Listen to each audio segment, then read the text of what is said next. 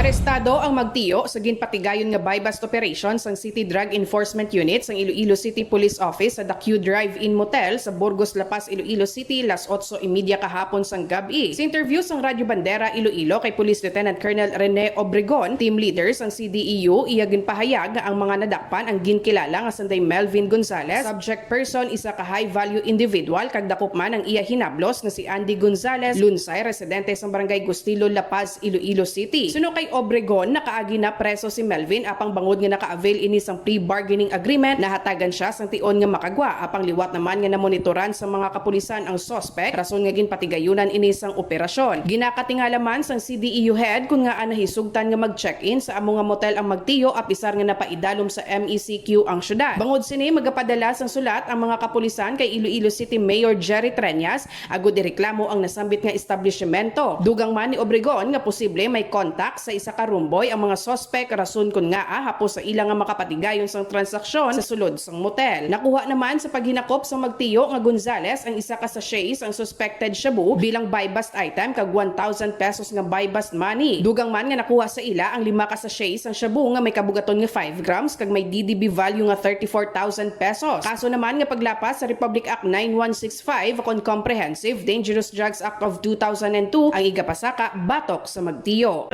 Nakuha na to ng duha ka sa subject ng mayor na to nga subject na si Melvin Gonzalez kagang iya nga kaupod nga si Andy Gonzalez baliya ngayon ablos.